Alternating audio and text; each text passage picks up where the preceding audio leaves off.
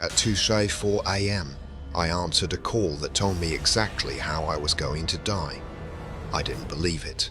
Not until 2:04 p.m. the next day. If you've ever worked nights, you already know the graveyard shift has its own physics. Time moves wrong, the building creaks like it's breathing, and somewhere around 2 a.m. something in your brain stops trusting what your eyes tell you. I worked at a call center, insurance claims technically, but after midnight, the call stopped being about insurance. This is the story of what we used to call the second shift. I'd worked the overnight line at Holden Mutual for 6 years. Nights were quiet, a few confused elderly callers, the occasional drunk dial, the standard grind of a job nobody really wants. Then, about 8 months ago, the 2 a.m. calls started. Not many, maybe 1 or 2 a week, always from unlisted numbers. Always the same cadence, a person, calm, matter-of-fact, describing an event that hadn't yet. The first one I remember clearly was a man named Arthur Pell. He said he wanted to report a claim, said his name, said there was going to be a gas leak at his house the next morning, around 7:15, and that he wouldn't smell it in time. I laughed it off.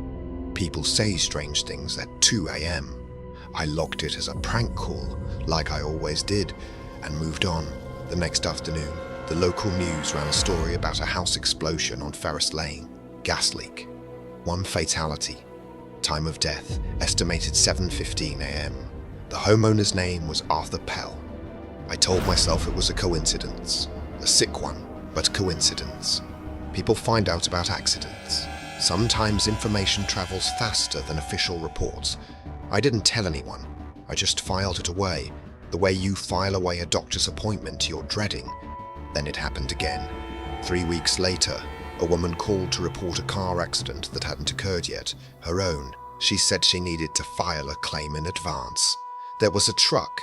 She didn't see it in time, and she wanted someone to have this on record before it happened, in case anyone asked. I asked her, pleaded with her, to call the police instead. She just laughed, softly, almost fondly, like I'd made a joke. She told me it was already recorded. That's why she was calling me and not them. The accident happened the next day. Exact location, exact time. The report matched down to the minute. Here's where it got worse. I started noticing something about the timing.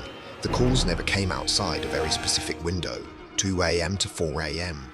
Never earlier, never later. Like a door that only opened for 2 hours a night and then sealed shut until the next cycle. I started staying late after my shift to research the callers. Real names, real addresses, real deaths, all logged the next day in obituaries, incident reports, local news, every single one.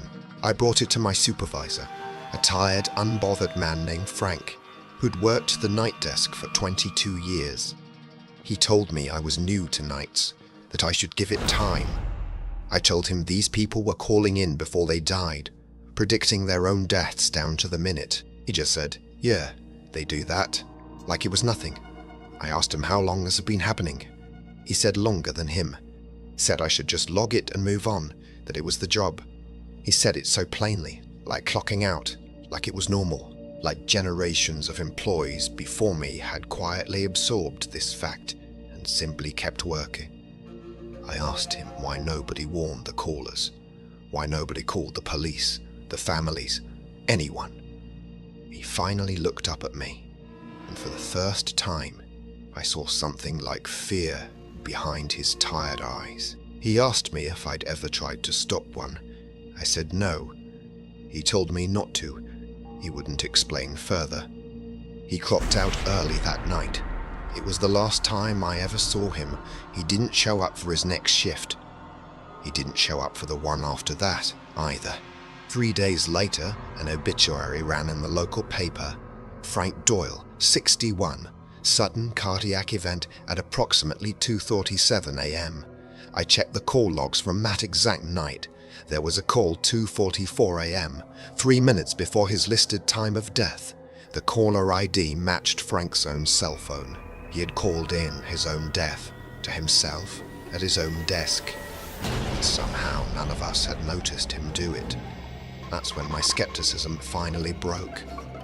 I started keeping a private log of every call, every name, every predicted time, every actual confirmed death, not to report anyone, just to understand the pattern, to find the scene in it, if there was one. I noticed something new. The calls were getting closer to me. Not geographically, personally. A woman 2 cubicles down, a regular customer from years back, my downstairs neighbor. Then, 4 nights ago at 2:12 a.m., the phone rang and I almost didn't answer it. Something told me not to. But 6 years of training doesn't switch off that easily. I picked up.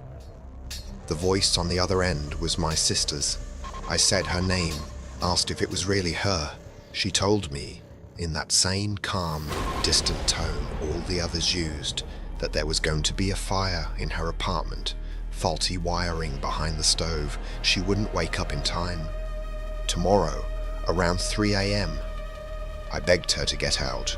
Right then, in the middle of the night, she just told me it was already recorded. That's why she'd called me and not the fire department. I didn't log that call. I broke every rule I'd followed for 6 years. I called her real cell phone over and over. No answer. I drove to her apartment at 2:30 in the morning and pounded on the door until a neighbor let me in with a spare key. She was there, alive, asleep, confused, annoyed, very much not on the phone with anyone. I stayed the night on her couch, awake, watching the stove, convinced I'd broken the pattern, convinced that showing up, physically, in person, could undo what the call had already written down. At 2:58 a.m., I smelled smoke. The wiring behind the stove, old, exposed, something the landlord had meant to fix, had already caught. She didn't wake up. I got her out in time. Just barely. A fire happened. Her time was close to correct. But she lived. For the first time, I had beaten it. Or so I thought. I went back to work the next night, shaken but hopeful. Maybe the calls weren't prophecy. Maybe they were warnings, and warnings can be answered. I told myself the pattern could be broken every time, if you just showed up, if you just cared enough to interfere. I didn't sleep that day. I went back to my desk that night with something like purpose. At 2004 a.m., the phone rang. I answered immediately. The voice on the other end of the line was my own. Flat, calm, reciting details I hadn't lived yet. It said there was going to be a car. It said I wouldn't see it in time. Tomorrow, 2004 p.m., outside my sister's apartment. It said it wanted this on record, in case anyone asked why I didn't answer when they called back. I hung up. I told myself it was exhaustion, a prank, somebody's cruel idea of a joke, using recording software, using my own voice against me. I didn't call anyone. I didn't drive to my sister's mine. I told myself that if I just avoided that street, if I never went near that apartment again, there would be nothing left to predict. At 1:58 p.m. the next day, my phone rang. My sister panicked, asking why I wasn't picking up. She was waiting outside for me. We had lunch plans. Had I forgotten? I looked at the clock. 2:01 p.m. I hadn't left my apartment all day. I grabbed my keys anyway. Some part of me, the part that had beaten the pattern once already, believed I still could. I never made it to the car. Holden Mutual hired someone new for the overnight shift 3 days later. Her name isn't important. What matters is what her supervisor told her on her very first night, almost word for word, the way it had probably been told to everyone before her, that she'd get calls sometimes, between 2 and 4, and all she needed to do was log them and move on. That's the job, somewhere in a filing cabinet at Holden Mutual. There's a claim on record, filed at 2004 a.m., predicting a death at 2004 p.m. the following day. The name on the form is mine. The handwriting matches mine exactly. I have no memory of writing it. If you ever find yourself working a night shift and the phone rings sometime after 2 a.m., you don't have to answer it. But if you do, listen closely to the voice on the other end. Make sure it isn't yours.